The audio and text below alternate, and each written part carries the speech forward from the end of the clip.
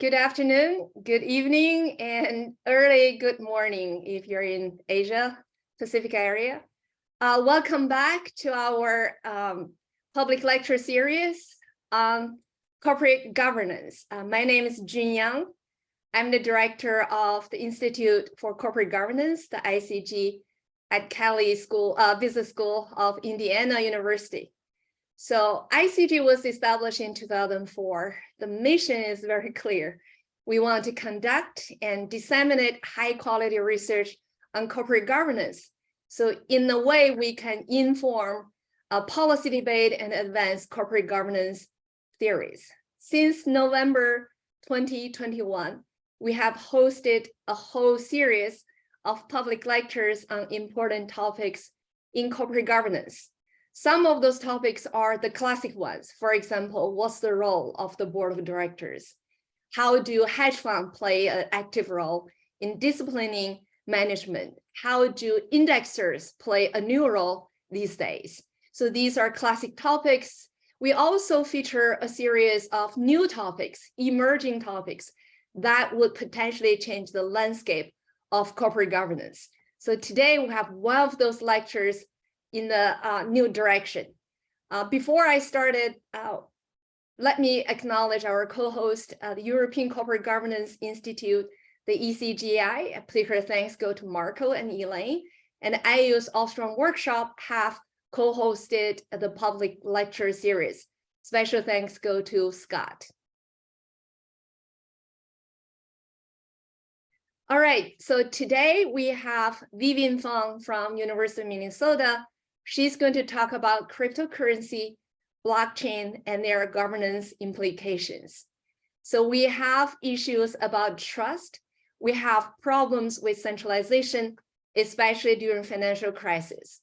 So we have the discussion of decentralization and solve the trust issue and improve information quality.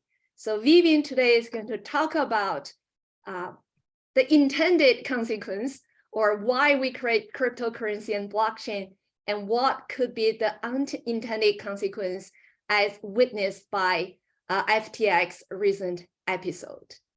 And then next month, we have Mary Ellen Cotter from Boston University. She's going to talk about executive compensation.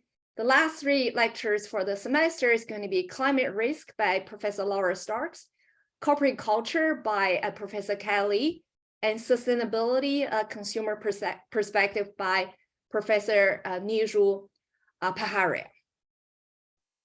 So these are going to be great topics. You are more than welcome to attend any or all of them. Just as an answer to many questions, all our lectures will have the video, the slides, and the write-up of our speakers' Q&As. These are all going to be posted on our ICG website. And they're also going to be hosted on our blogs. It's called icgblog.kelley.iu.edu. It is on our website. So the QR code on your screen, I'm going to stay here for 25 seconds, is the QR code for the forthcoming public lecture on executive compensation on February the 9th. So now I'm going to introduce today's moderator. Today's moderator is my Kelley colleague, Kristoph Kleiner. Kristoph is associate professor at the finance department. His research is mainly in the empirical corporate finance area. He has two focuses. One is entrepreneurship. Another one is debt relief policies for households and firms. Kristoph has published a series of papers on all the top three finance journals, Journal of Finance, Journal of Financial Economics, and Review of Financial Studies. And Kristoph constantly brought awards back to the department. The most recent one is the 2023 Bridal Prize Distinguished Paper Award from the Journal of Finance. He also won the 2021 Distinguished Referee Award from the Review of Financial Studies. Kristoph created the very first applied fintech classes for the MBA program, the MSF program, and undergraduate programs. Kristoph also teaches our doctoral program, and he's sitting on 4 dissertation committees for students graduating in 2024. I didn't realize we have 4 students going to the market in 2024 till I saw Kristoph sitting on all those dissertation committees. Without further ado, I'm going to give this to Kristoph to introduce our today's speaker. Thank you. All right, thanks so much, June, and thanks for the introduction. So as moderator, I'll be collecting your questions throughout the talk and asking as many as I can to the speaker in the final 15 minutes of the seminar. Please provide your questions in the chat box anytime. Today, we welcome Vivian Fang to the Institute for Corporate Governance, ICG, at the Kelley School of Business. Vivian Fang is the Honeywell Professor of Accounting at the Carlson School of Management, University of Minnesota. Prior to pursuing an academic career, she worked as a tax consultant for Deloitte Tax. Vivian holds a PhD in business administration, as well as a master's in accounting from Tulane University. Her research has focused on a range of topics, including managerial myopia, corporate fraud, social media disclosure, and importantly for today, cryptocurrencies. This work has been published in the Journal of Finance, the Journal of Financial Economics, the Review of Financial Studies, the Journal of Accounting Research, Management Science, and others. She's a research member of the European Corporate Governance Institute, the ECGI, and serves on the editorial board of Management Science, the Journal of Financial and Quantitative Analysis, and Contemporary Accounting Research. Important for today's lecture, Vivian is an expert on crypto and blockchain accounting. She teaches 3 different courses on cryptocurrency and blockchain at Carlson at the MBA level, the master level, and the executive ed program. Her comments on crypto-related issues frequently appear on local and national media, including the Wall Street Journal, Bloomberg, and Forbes. Vivian, thanks so much for being with us at the ICG today. The floor is yours. All right, thanks very much for the kind introduction. Like Kristoph said, my name is Vivian Fang, and I'm the Honeywell Professor of Accounting at the Carlson School of Management, University of Minnesota. I have been teaching cryptocurrency and blockchain since 2018, and I have done some research on crypto and corporate governance myself. I am absolutely delighted to join you all today and share my knowledge on cryptos with a focus on their governance implications. Now, as a quick roadmap, I'll start today's lecture by explaining the not so obvious link between cryptocurrency and governance, and discussing what attributes of cryptocurrency architecture may help improve governance and what may not. Then I'll talk about the role that crypto literacy, disclosure, and regulation could potentially play in this link. In doing so, I'll refer to some existing work in this space and also try to give outlook of what research needs to be done in my view. In the end, I will address any questions or comments that you may have, so let's get started. Now, usually when crypto players and corporate governance appear in the same headline, something catastrophic happened. Take the recent meltdown of FTX as an example. It was so bad, John Ray, the newly appointed CEO of FTX, who was hired to oversee its bankruptcy process, was quoted saying that never in my career have I seen such utter failure of corporate controls, and John Ray has seen some things. He made a career by picking up pieces of failed corporations, with the most famous one being Enron before FTX, which, as you all know, was another epic downfall in the US corporate history. So understandably, news like this would lead many to think that, well, crypto entities just equate poor governance, scam, or outright fraud. So here's the ironic part. Bitcoin, the first real cryptocurrency, was actually created with the mission to address governance failures in centralized control of money. In October 2008, roughly 1 month after Lehman Brothers filed for bankruptcy, Bitcoin was introduced by a person or organization going by the name Satoshi Nakamoto, for all we know. We may never find out the true identity of Bitcoin's creator, but we do know that he brought Bitcoin to light through a mailing list where cypherpunks regularly exchange ideas about how to protect their interests and themselves from governments and other centralized institutions. And who are cypherpunks? Well, cypherpunks are a group of individuals. They advocate for social and political changes through proactive use of cryptography, which are data encryption techniques. We also know that Satoshi Nakamoto tried to express his displeasure with government and banks by enclosing a message in the first block of Bitcoin, or the Genesis block, that made a reference to the headline of the cover story of the London Times on January 3, 2009, which reads, "Chancellor on brink of second bailout for banks." Well, today we're not here to debate about the exact governance failures that led to the 2008 financial crisis. The more relevant point here is, what were cypherpunks' perceived governance issues and centralized control of money, and how did they intend to address these issues? Broadly speaking, governance is just a system by which entities are directed and controlled. And most governance challenges boil down to either incentives, particularly if they are misaligned among different participants in the entity, or information, particularly if it's asymmetric among different participants.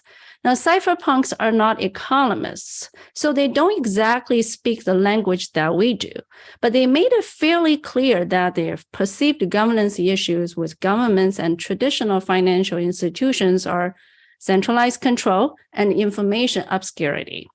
For example, Nakamoto once stated that, "Well, I hope it's obvious it was only the centrally controlled nature of those systems that doomed them."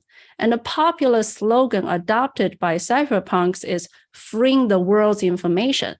Therefore, their proposed solutions are decentralized governance and information transparency. This can be clearly seen from Bitcoin's architecture, which, as Nakamoto described, is a decentralized, non-trust-based system. Now, let me give a more formal definition of cryptocurrency.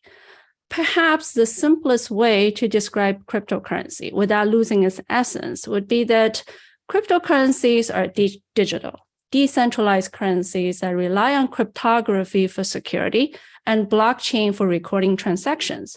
Now, Bitcoin is not only the first real cryptocurrency, but also the most prominent and representative one. Immediately, two attributes of Bitcoin architecture stand out as potential solutions for governance challenges in centralized institutions. Well, first, cryptocurrencies are decentralized, which is easy to understand once we put a centralized system next to a decentralized one. In a centralized system on the left, we can clearly identify a central agency who has the highest control in the system.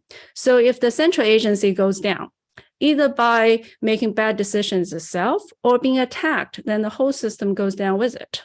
A decentralized system in the middle involves multiple agencies, so it is less subject to central point of failure. And if we take a decentralized system to the extreme, we get distributed, which is the idea of cryptocurrencies.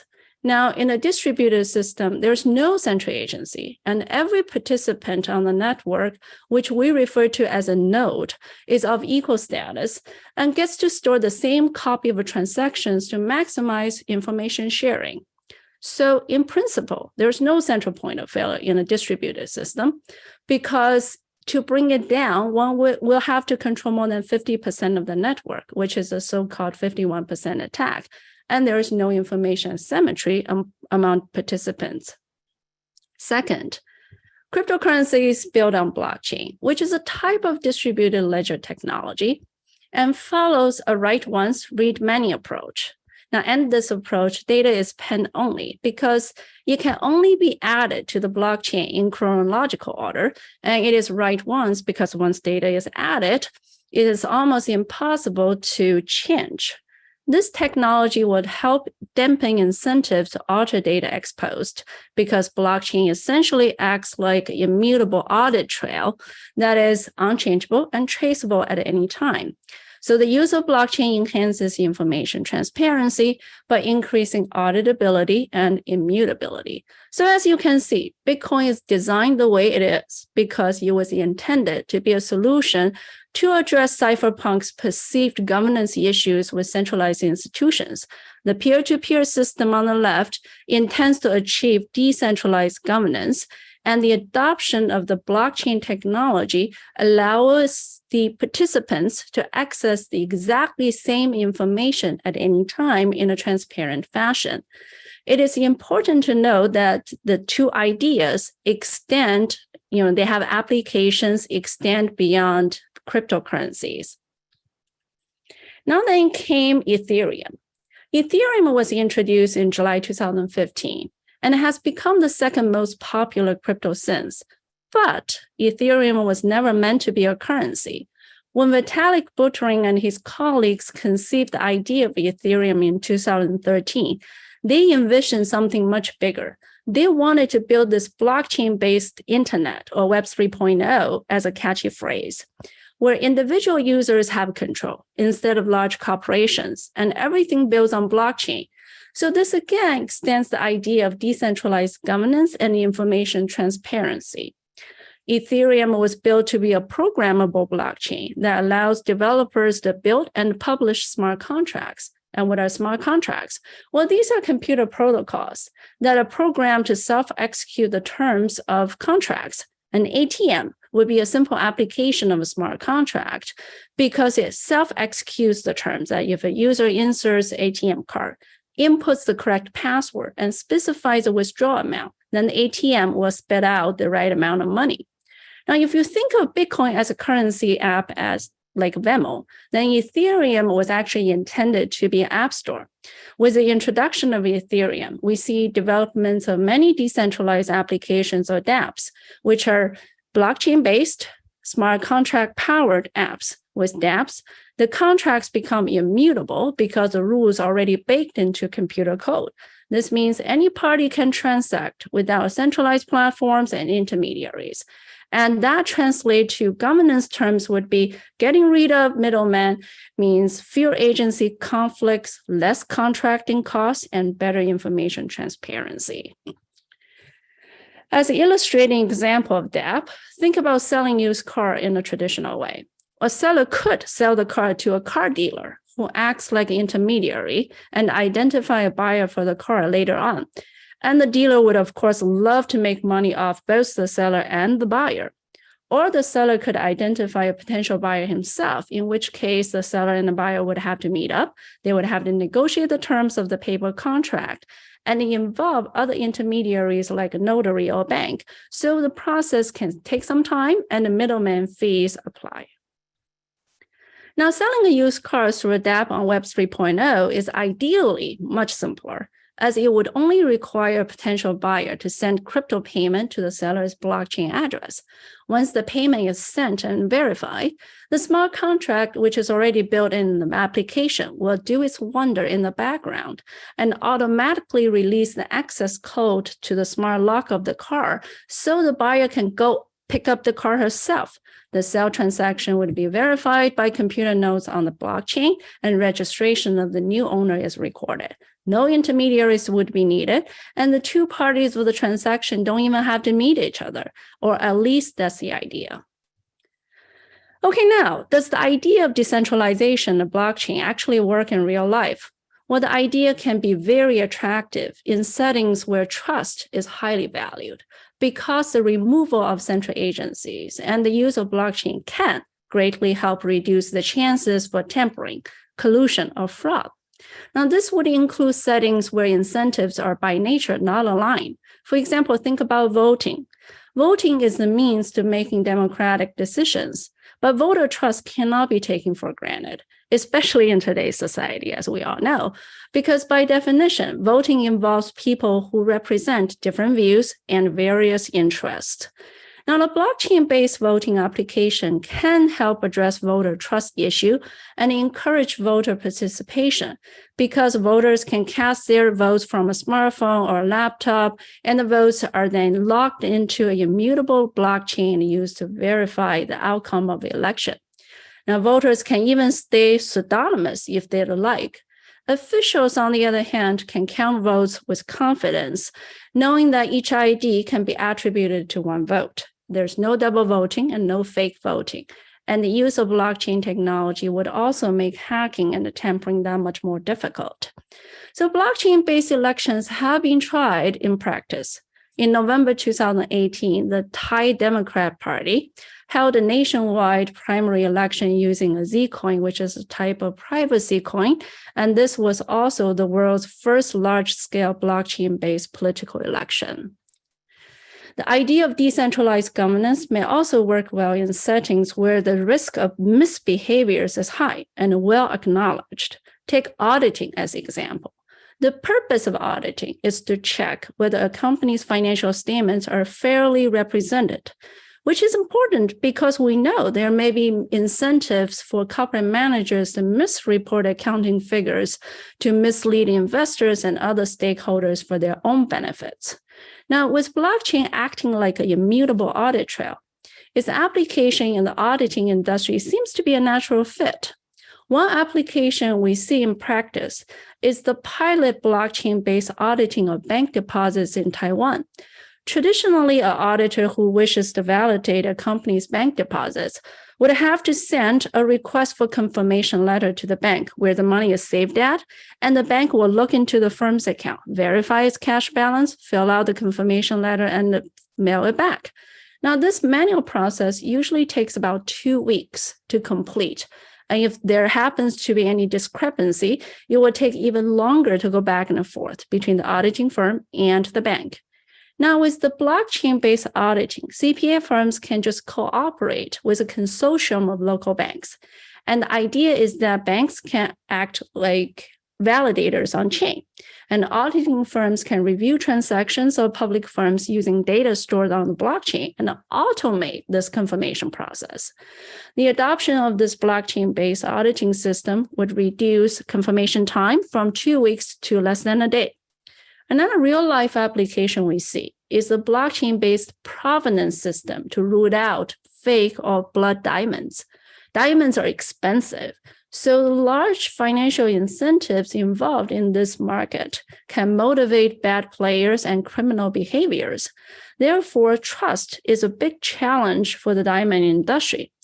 But it can be extremely difficult to verify diamond provenance, which would include a gemstone's origin, characteristics, craftsmanship, chain of ownership, sustainability credentials. Blockchain technology can identify the origin of a gemstone and track its journey from its source to its final destination. And this will help verify claims of the sellers and boost trust for the buyers. Genesis Block is a company that provides blockchain solution to the diamond industry. And its CEO once said that we aim to address the pain areas in the industry, which include assurance, trust, and transparency.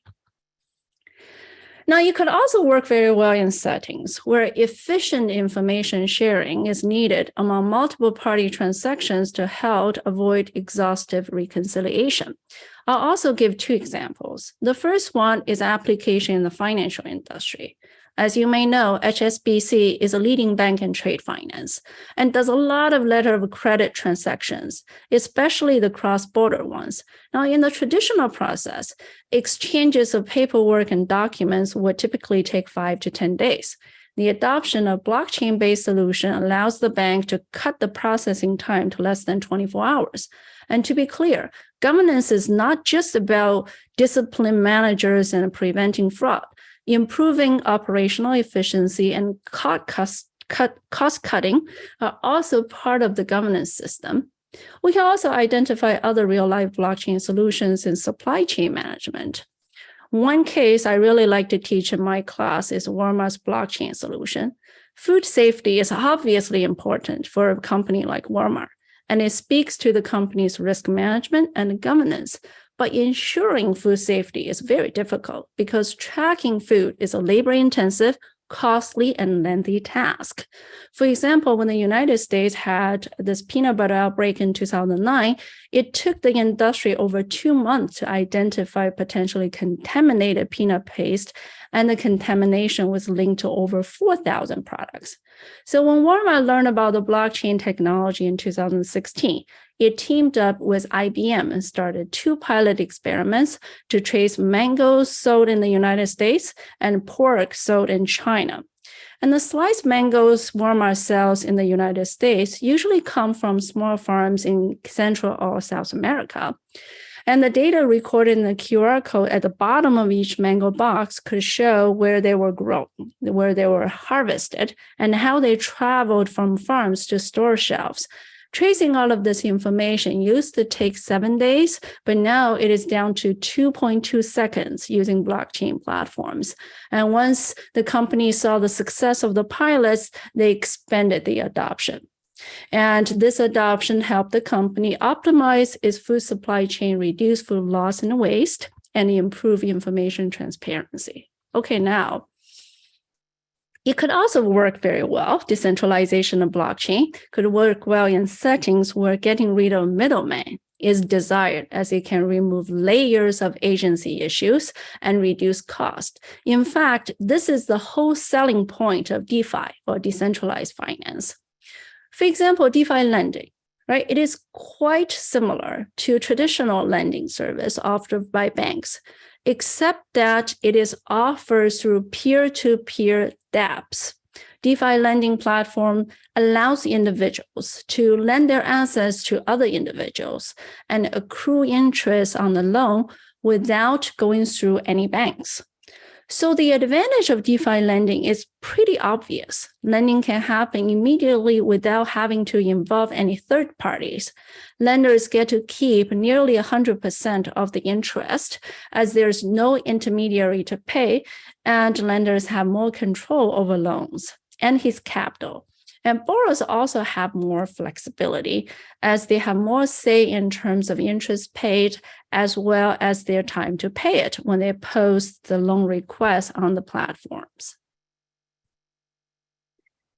And now you're probably thinking, well, this all sounds wonderful, but Bitcoin has been around for 14 years. So how come we don't see a lot of real-life applications that utilize decentralized governance? And how come crypto still carries a bad reputation for being Ponzi schemes and for breeding fraud? And even enterprise blockchain solutions don't seem to be that common. So let's talk about that. Recall, Bitcoin was invented to circumvent centralized control, but removing central agencies would necessitate a consensus mechanism. Think about 100 people trying to settle on a dinner choice. If we just render the control to one person, rather that's easy. The person can just go ahead and make a choice. Pizza, 2 seconds, done. But if we don't delegate that job to one person, it may take forever for 100 people to figure out a minor choice, a minor decision like dinner. So we need to come up with a set of rules to tell them who gets to make a decision and how. The same issue exists in the distributed crypto system. And here we're talking about thousands and thousands of participating nodes across the globe dealing with very complicated financial transactions. With all these nodes being of equal status, how do we achieve consensus? That is, how do we decide which nodes get to create new Bitcoins? Which nodes get to validate transactions? Which nodes get to update the ledger of transactions? The answer Bitcoin came up with is a proof of work protocol, otherwise known as mining. Now, what exactly is mining? Mining is a consensus mechanism put in place to incentivize participating nodes on the Bitcoin network to generate new coins, verify new transactions, and update transaction records for the ledger. How exactly does mining work? When Bitcoins are traded, computers across the globe race to solve this mathematical puzzle. More specifically, the miners are looking for nonce, which is just a random number.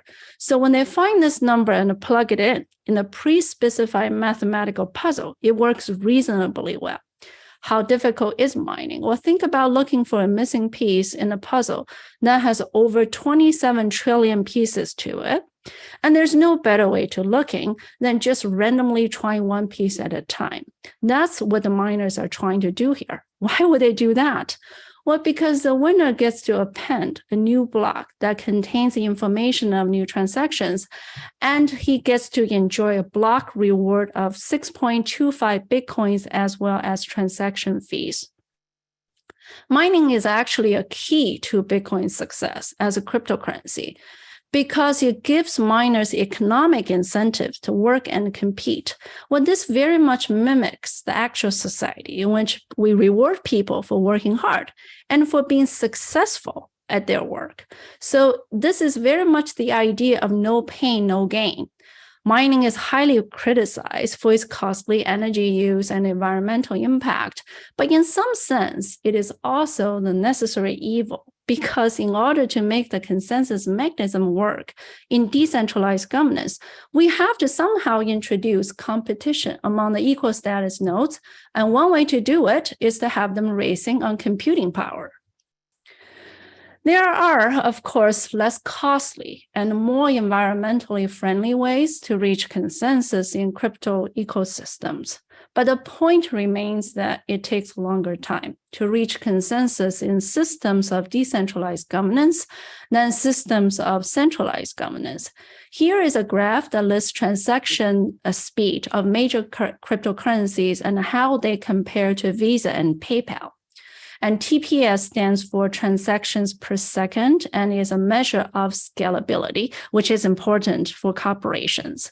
Now, as you can see, Bitcoin on the far right can only handle up to 10 transactions per second, and most of the time just averaging 7 transactions per second. Ethereum 1.0 can handle up to 20 transactions per second. In comparison, PayPal can handle roughly 200 transactions per second, and Visa can handle up to 65,000 transactions per second. So they're much faster. And you may notice Ripple in the middle, a crypto introduced in 2012, does pretty well, and it can handle 1,500 transactions per second. And Solana, a new crypto launched in March 2020, even has a scalability comparable to Visa. How do they do so well in terms of speed? Well, you could probably guess the answer. In order to achieve the speed, they move away from decentralization and get close to centralization. In fact, many folks in the crypto space don't even consider Ripple a real cryptocurrency because it is owned and operated by a private company. And Solana is also way more centralized than Bitcoin because its top validators control more than 35% of its overall stake, giving them way more influence over the network. Ethereum 2.0 claims that it will be able to process up to 100,000 transactions per second, but that claim is yet to be verified. Okay, now we get to the more interesting part. With the pros and cons of decentralized governance and blockchain technology, where do we stand? Well, there appears to be a very fuzzy line between centralization and decentralization. The primary challenge to a system or entity adopting decentralized governance or blockchain solutions is that the costs don't often justify the benefits. Well, this challenge is particularly salient in enterprise blockchain applications, and this challenge is not to be taken lightly because the goal of corporate governance, at least for most for-profit entities, is to maximize shareholder value. So if the costs outweigh the benefits, entities shouldn't go for it. A well-known trilemma in crypto is that decentralized networks can only provide 2 of 3 benefits at any given time with respect to decentralization, security, and scalability. And public blockchains like Bitcoin are able to obtain security and decentralization, but they're slow and they're costly. So they tend to lay on the bottom side of this triangle. But let's face it, most companies are not in the crypto space. They're not looking for crypto solutions to chase the ideology of some random cypherpunks, right? They're in it simply for profits. So scalability is important. And as a result, even if they choose to adopt blockchain solutions, they have to move away from decentralization to get here and adopt some hybrid version of a private blockchain. One interesting paper that looks at enterprise blockchain applications is Cheng et al. Paper 2019. And they find that firms disclosing vague future plans to involve the use of blockchain technology in their operations, in their 8K disclosures, enjoy positive market reactions, but this market reaction mostly reversed within 30 days. Now, this study suggests that either adopting blockchain solutions are just too costly for most corporations to implement, at least at the time of the study, or adopting them wasn't value adding in the long run after all. This cost issue will hopefully get better with the advancement of technology that offers layer 2 or layer 3 solutions and more efficient consensus mechanisms. Another reason for the fuzzy line between centralization and decentralization is that true decentralization is very difficult to sustain in equilibrium. And this problem can actually be seen in all aspects of the crypto ecosystem. Take mining as an example. Mining is a consensus mechanism, which was supposed to be decentralized, right? In fact, Satoshi Nakamoto, he saw it coming. He saw arms race in mining coming, but he wanted to keep it in a way that everybody could mine some Bitcoin using just their personal laptops.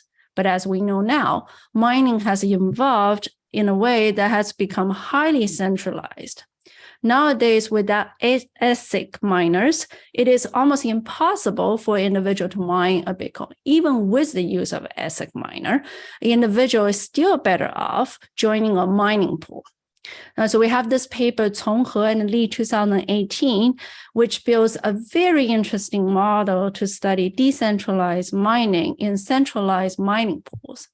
And they find that mining in centralized pools provides higher risk-adjusted profits, but does not necessarily undermine the decentralization nature required for public blockchain to work. And we have a few more papers studying the mining operations and how they migrated from decentralization to centralization. And the first paper shows that individual miners actually merge in equilibrium in order to make the better use of their resources.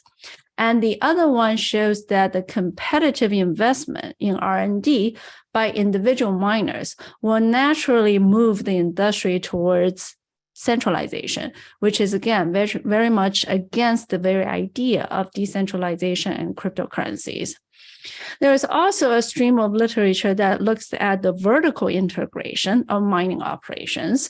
And the general consensus is that mining operations have become increasingly vertically integrated. So the single firm would, design mining chips, they would manufacture the hardware and operate the mining farms themselves. For example, we have this paper, 2018, that documents that Bitmain, which is the largest mining hardware manufacturer, runs multiple data centers. And if you look at the company's financial statements, you will see that its profits from self-mining is averaging a 300% increase annually. Another interesting observation is that most cryptos actually now traded on centralized exchanges, which is, again, somewhat contradictory to their intended purpose of enabling and supporting a decentralized financial system.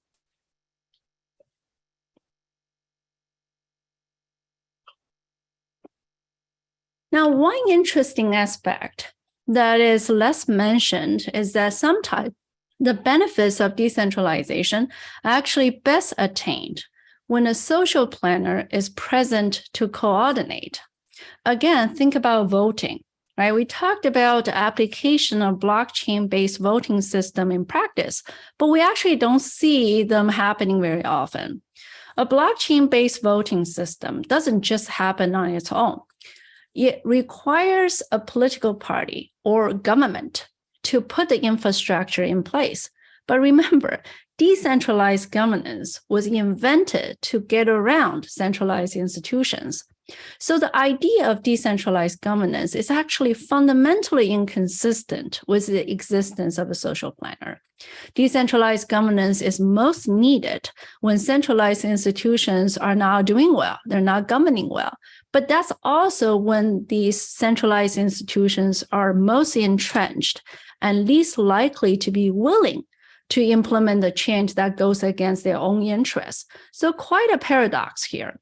And also oftentimes, individual entities just cannot internalize externality. So it is difficult to figure out who should pay for a blockchain infrastructure or how to split costs, even if a blockchain solution increases social welfare as a whole, unless a social planner is present to coordinate.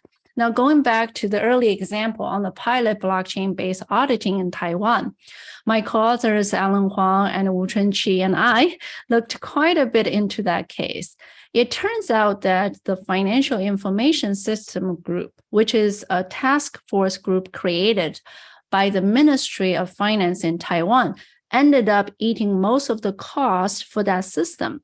But think about it. Taiwan is a relatively small market. For a bigger market like the United States, a blockchain system that allows CPA firms to work with banks and firms would be very difficult and too costly to implement. And who is willing to eat that cost? Besides the unclear divide between decentralized and centralized governance, another question that is very worth asking is that, is information really better in decentralized governance?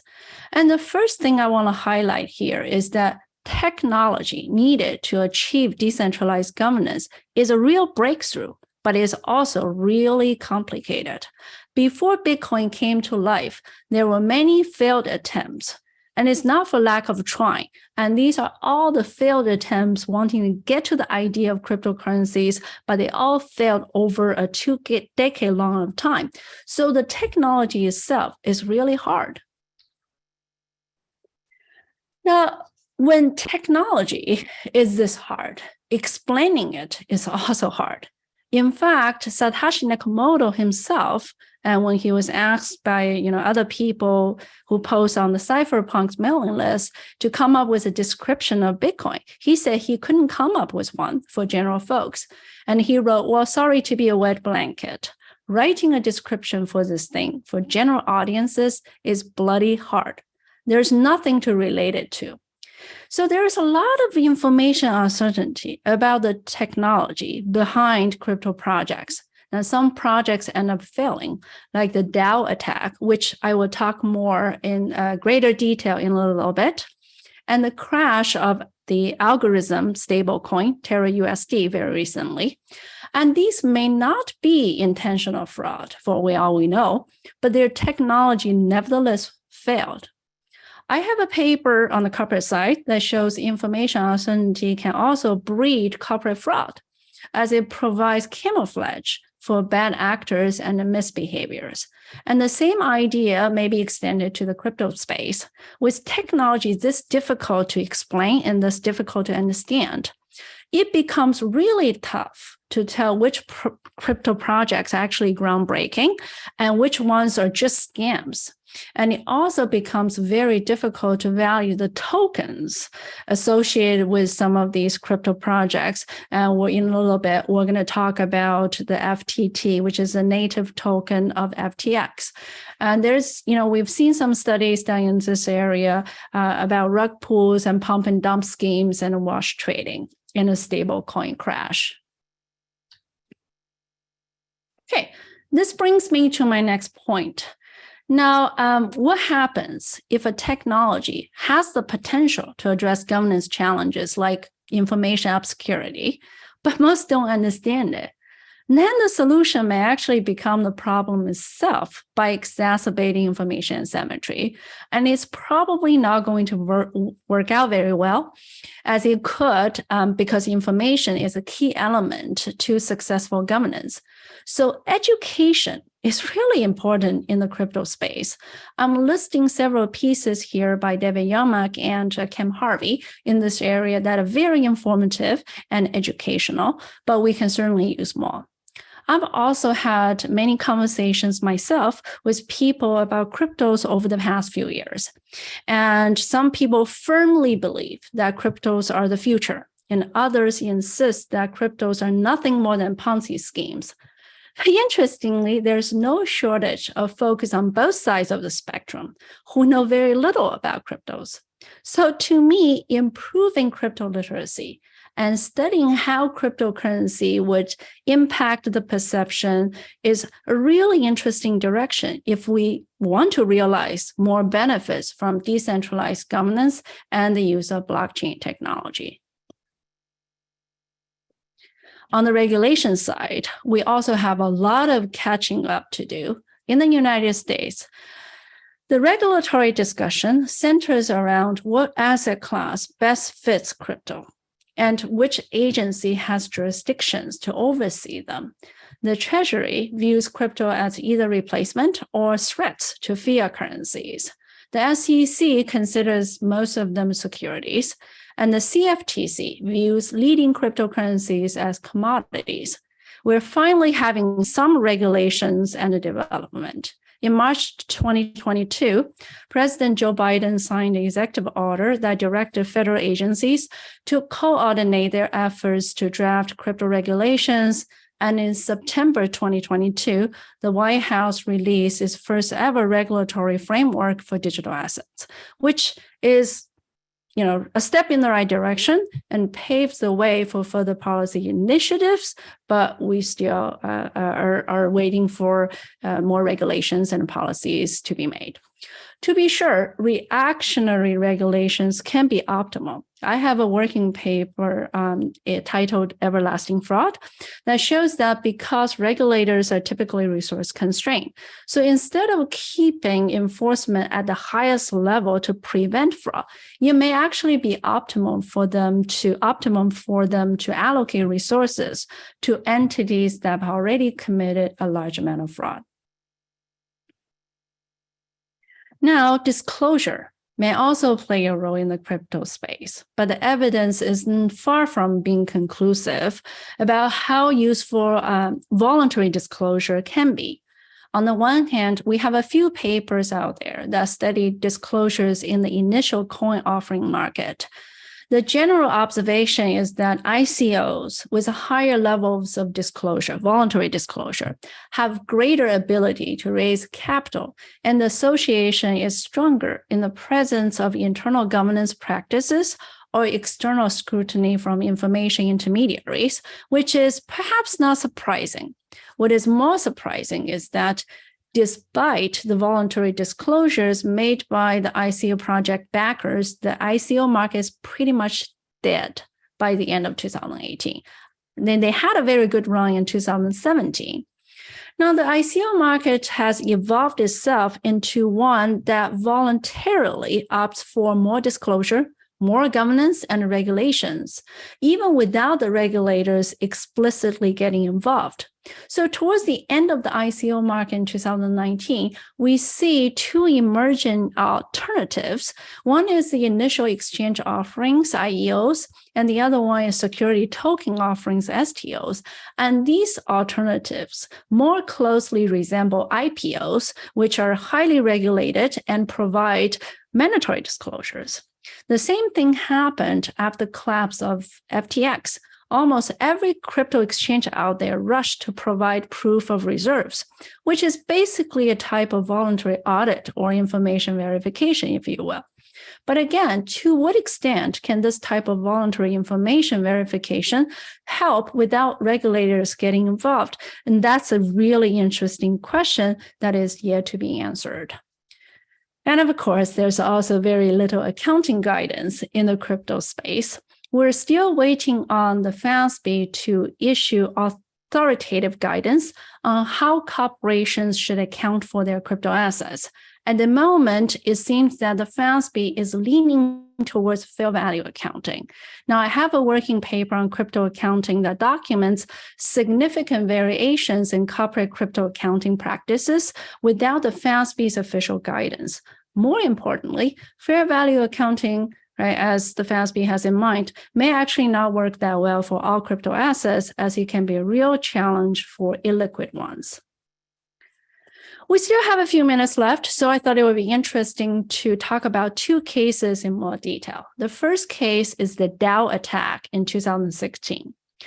A DAO is a decentralized autonomous organization, and the goal of DAOs is to codify the rules and decision-making process of an organization and eliminate the need for documents and for people in governing and create a structure with completely decentralized control. And the DAO is a particular DAO organization programmed by a German startup. And the idea is to let people share their things like cars, boats, apartments in a decentralized version of Airbnb. So the DAO was launched on April 30th, 2016. And by May 15th, it raised over $100 million. And at that time, it represented the largest crowdfunding in history. It turns out that the smart contract code for the DAO was vulnerable to attack, and the attacker managed to drain more than $3.6 million worth of Ether into a child DAO that has the same structure as the DAO, and the price of Ether just dropped by a third. What's so interesting about this case is that everybody in the Ethereum community or outside Ethereum community, if you understand the technology, could see how the guy attacked the DAO and where the stolen Ethers were. So the attack couldn't be more transparent. But the question was, should the Ethereum Foundation intervene? It was a very hard question at the time because in truly decentralized network, smart contracts are meant to be standalone agreements. They're not supposed to be subject to interpretations by outside entities or other jurisdictions. That's the whole idea, right? So the smart contract code itself, once launched, is meant to be the ultimate judge of the deal it represents. Now, but that would also mean, right, without intervention, it would mean to let the bad guy get away and let the Ethereum take the fall. In the end, Ethereum Foundation made the tough decision to intervene and did a one-time fix to seal all the Ether stolen by the DAO attacker. And this solution, to date, still remains highly controversial because it goes against the idea of decentralization. I think this case is a good one to highlight the interplay between centralization and decentralization. We know that Bitcoin was invented as a decentralized solution to solve failures in centralized governance, but paradoxically, this case illustrates that central intervention is sometimes needed to solve failures in decentralized governance after all. And of course, our discussion wouldn't be complete if we don't talk about FTX. And here is a brief timeline of FTX meltdown at the beginning. And this meltdown is still unfolding with investigations ongoing. On November 2nd, 2022, CoinDesk published an article that revealed that Alameda Research's balance sheet was full of highly illiquid FTT, which is a native token of FTX. Some of them were kept as collaterals for loans. And this article basically highlighted that Alameda is not independent from FTX. On November 6th, CZ of Binance, and he's the CEO of Binance, tweeted about the company's plan to liquidate its investment in FTT tokens, which was worth billions of dollars at the time. And the announcement triggered the cryptocurrency equivalent of a bank run. Customers fled the exchange after becoming concerned about whether FTX has sufficient capital to cover their assets. And on November 8th, FTX just halted all crypto withdrawals by its customers and announced its plan to sell itself to Binance. And Binance CEO also confirmed its intent to buy FTX. But the very next day, Binance backed out the deal, citing the decision as a result of corporate due diligence. And on the 10th, Securities Commission Bahamas froze FTX assets. And on the 11th, FTX and its affiliated entities filed for bankruptcy, Chapter 11 bankruptcy, and John Ray replaced SBF as CEO. Okay, in terms of governance implications, FTX literally represents the worst of two worlds. On the one hand, FTX is a centralized exchange. So its collapse reflected many governance failures that we've seen before in centralized institutions. First, it lacked proper accounting and record keeping. FTX was allegedly using QuickBooks for its accounting. And for folks familiar with accounting, it's really difficult to imagine a multi-billion-dollar company using QuickBooks because the software is meant for small business like a local convenience store or a laundromat. The balance sheet shows that zero liability for the funds owed to clients, which demonstrates that FTX probably didn't hire any professional accountant, or definitely not internal auditor. And it's just not just accounting. In general, record keeping FTX was absent. The lack of records of decisions was partly because SBF often communicated by using applications that were set to auto-delete after a period of time, and he encouraged his employees to do the same. Second, besides accounting, FTX also lacked basic internal control measures. Commingling corporate assets and personal assets was very common. It is believed that SBF and his senior staff and his parents made luxury real estate purchases in Bahamas using corporate funds. And this is also, there's also evidence of FTX commingling corporate assets and customer assets, which is clearly illegal if true. There are also highly questionable non-arm's length transactions between FTX and Alameda Research, as discussed earlier, which makes Alameda essentially affiliated entity. But this is not new. We had a huge problem with the use of affiliated entities in Enron's case, as it used many special purpose entities to hide debt and loss. Finally, FTX was also super active in lobbying and establishing political connections. We now know that 1 in 3 congressmen took direct cash contribution from SBF and other FTX executives. Remember, computer nodes don't lobby, people lobby. At the same time, FTX is also a crypto exchange. So its collapse also highlighted many issues that we've seen with decentralized networks. Many crypto exchanges are unregulated because regulators haven't caught up. They lack accounting guidance because the standard setters haven't written the accounting guidance. Their technology and operations are very obscure. They're very hard to understand. And the value of its native token FTT is also very hard to estimate. To wrap it up, cryptocurrency has everything to do with governance, as it is a grassroots solution to address governance failures associated with centralized control and information obscurity, and its architecture meant to get to decentralized governance and information transparency. And decentralized governance has its pros and cons. The technology underlying decentralized governance has the potential to improve trust, facilitate information sharing, and get rid of middlemen. At the same time, the consensus mechanism required in decentralized governance often makes it very costly, which makes it less consistent with the value maximization goal of for-profit entities. And these two sides result in a fuzzy line between centralized and decentralized governance, and a valid question on whether it can indeed address information transparency.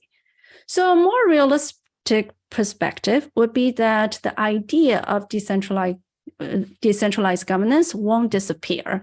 For as long as governance problems persist in centralized institutions, you will always be tempting to look for other solutions, and to that end, cryptocurrencies are unlikely to disappear either. But at the same time, decentralized governance is unlikely to prevail, at least in my view, because true decentralization is unsustainable in equilibrium. And ironically, it works the best in situations when the use of the technology is actually aligned with profit maximization goal of centralized institutions, when the social planner is present. So there's much work to be done in terms of crypto literacy, regulation, and disclosure. That concludes my presentation, and I look forward to your comments and questions. All right. Thanks so much, Vivian, for that great introduction to governance and crypto. I think it's personally very helpful to think about the cost and benefits for firms and investors entering the cryptocurrency and blockchain space. So thanks so much. Real quick, if anyone in the audience has questions for Vivian, please add them to the Q&A chat. I've already collected several, so I'm ready when you are, Vivian. All right, so the first question I think is short, but has probably a fairly long answer. So Ethan Lee asks, can you explain the difference of proof of work and proof of stake? Yeah, proof of work is having all the computer nodes racing on computing power. And proof of stake is basically having them competing on the ownership of the stake. So you need to already have the ownership of the tokens in order to be a staker. And in Ethereum, the threshold is about $50,000 now. So proof of mining is that you have to have the resources to buy mining equipment, and proof of stake, you have to have the money to buy the ownership of the tokens to begin with. All right, and related to this, Carmine Russo asks about the environmental impact. So ETH reduced the electricity consumption by 99% by merging in proof of stake. Why can Bitcoin or other technologies not do that? Well, Bitcoin is, so remember, with this type of decentralized work, right, the network, that the protocol was already written in the network. With Bitcoin architecture, proof of work is the chosen consensus mechanism. So we cannot, we can create something entirely different, but that wouldn't be Bitcoin. You're absolutely right that we can come up with different consensus mechanism that consumes less electricity, like proof of stake in Ethereum or proof of history in Solana. It's just not going to be Bitcoin. All right, thanks so much. So Netrapan asks about the Walmart IBM example. So essentially, the example relies on good data entered into the blockchain. How should companies organize good data input and authentify corrections on the blockchain in a decentralized way? Yeah, so that's a great question. So even the use of decentralized network or blockchain relies on Oracle. That's what we call Oracle, right? That's the nodes that can update the data and update the documents. So you have a network, but if the inputs are garbage, the outputs will be garbage too. Now, with a private blockchain like Walmart, it's easier to coordinate with the suppliers, with the logistic companies, with the farmers. And Walmart can even offer to educate these participating nodes on the network, right? But with a truly public blockchain, this becomes a lot more difficult. Callie Jordan asks about the regulatory initiatives. So we already discussed briefly the US initiatives. She asks if you know anything about initiatives in the European Union. I don't. I know more about the US market than Asian markets, but I do believe that there are also regulatory initiatives in the European countries because London has positioned itself to become one of the fintech hubs for crypto. It wants to become a pioneer. So I imagine there will be regulatory initiatives in the European Union. I'm not an expert on that. All right, so an anonymous attendee asks actually a question about Bitcoin. So what would happen theoretically to Bitcoin when all Bitcoins are minted? Will the miners have enough incentives to hold the network alive? Yeah, so by construction, Bitcoin is limited in supply. Now, after Bitcoin have all been mined, then the miners will still have incentives to work. They will no longer get block rewards, but they will get more in transaction fees. So the mined Bitcoin will just circulate in the system and the transaction fee portion will just go up for them to have incentives to validate the transactions and append the new blocks to the blockchain. June Wen asks, in the world of no authoritative guidance on accounting and auditing for cryptocurrency, what do you think about the role of auditors? It is a very interesting question. So what we see with crypto exchanges after the fall of FTX gives us some idea, because now the crypto exchanges out there all rush to provide this proof of reserves, right? So this is a self-audit, but it's not the complete audit because they're only looking at the proof of reserves, the asset side, if you're familiar with accounting terms, right? The balance sheet have assets and liabilities. So a lot of them do is basically look at the asset side, but they don't provide a complete audit for the liability side as well. I think that the role of auditors is that auditors will still serve a function because firm may have incentives to voluntarily supply information, right? But some of the auditors, and it's one interesting thing is that one of the auditors actually decided to drop all of the crypto entities because they perceived them as too risky. So without the mandatory requirement that, it's just going to become a voluntary, then the audit is a two-way street. The firms will seek out auditors to perform audit, but auditors may not take on the task. So Ethan Lee asks, there's growing distrust in the crypto space due to events like FTX. How do you see trust being earned back by society, specifically by those not knowledgeable about crypto? Yes. So I try to shed light on this question in my presentation. One thing I think is crypto literacy. This is really important, right? Before we enter in debate about whether this thing is scam or fraud, perhaps we should just have a basic understanding, or at least a better understanding of what we're talking about here. And my personal view, and some will not agree, is that regulation is actually important for the long-term sustainability for cryptos. As you can see that without regulations getting involved, we already had that collapse of ICO market back in 2018 to 2019. I think some regulatory guidance would be great. Some of accounting guidance would be great. And voluntary disclosure is useful, but there are some limitations to how useful it can be. I actually have a related question, so I'm going to pose one to you. Sure. So I think this is a two-point question, but so do you think, in your opinion, FTX committed fraud, or was it simply kind of a severe lack of corporate governance? And more generally, are these issues, essentially, are cryptocurrency exchanges or hedge funds always susceptible to these types of issues? Well, I think it really depends on your definition of fraud. If you consider illegal behaviors as being fraud, which is sometimes how we define fraud in our research, then commingling customer assets with corporate assets could technically count as fraud, especially if they misappropriate customer assets and use them as collaterals for loans and wouldn't have enough assets to cover the liabilities owed to clients, to customers. Then I think, yeah, and that could be described as corporate fraud.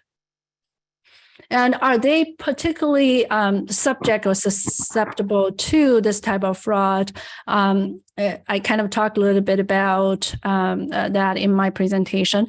I think that FTX corporate control was absurd.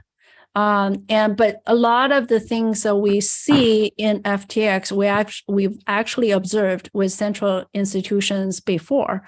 The fact that it is a crypto exchange definitely made it worse because the operations are obscure, right? And we don't understand a lot about their operations and their native token, how valuable the token is, and also the whole industry is less regulated and less guided.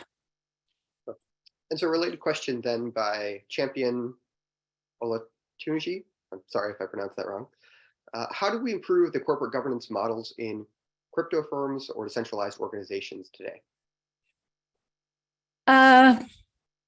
That's again, I think is a very interesting question.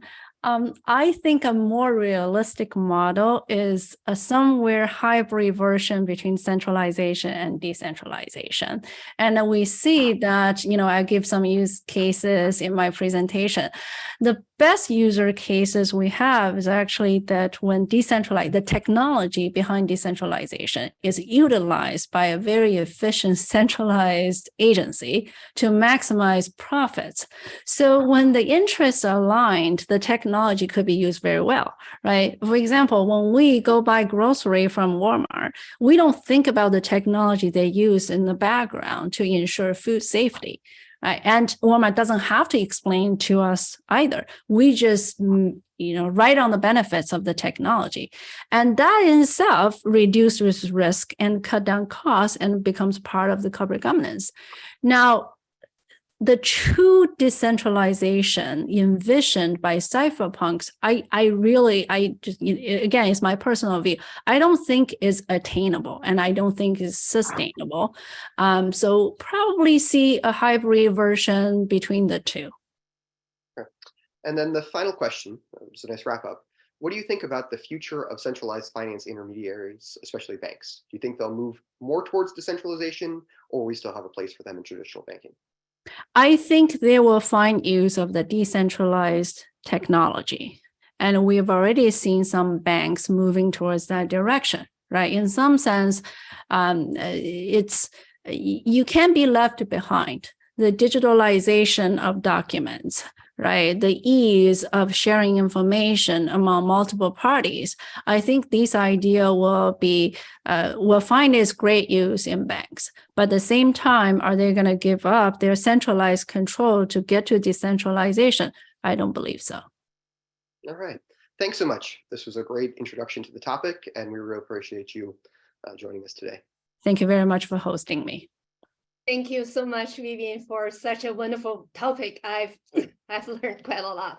So your talk is related to some extent to Wei Jiang's lecture back in December 2021. So Wei Jiang started this data and technology talk, introducing the new opportunities and challenges introduced by the big data and technology, including the blockchain and smart contracts. So with your talk, we learned a lot more about the potential future and the problems built into this decentralized system. Hopefully we can have more discussions on this, and thank you for giving us a wonderful topic. So for next month, we're coming back to one of the very classic topic on corporate governance, executive compensation, more specifically CEO compensation. This is also my own research area. So there are two camps on this. One camp is to say, hey, this is economics, this is different labor market. We pay the CEO the way we are supposed to pay. The other camp is debating and arguing that this is entrenched and powerful CEOs. As the debate keeps going, actually the same debate occurred in 1920s, about 100 years ago. When we're in a great recession, we face the same debate. The CEO compensation schemes, their contracts becomes more and more complex. With such a high complexity, do we know how many levers CEOs have? Do we provide the right incentives for the CEO to maximize the firm value, or even towards the debate, do you maximize stakeholders' values or just shareholders' value? So on February 9th, we have Mary Ellen Cotter talk about executive compensation. For the rest of the semester, we have climate risk, corporate culture, and sustainability. Again, my last slide still have the QR code. If you're interested in attending February 9th lecture on CEO or executive compensation, please feel free to scan it. Thank you again for attending our public lecture series. Thank you, Vivian, and thank you, Kristoph. Bye. See you next time.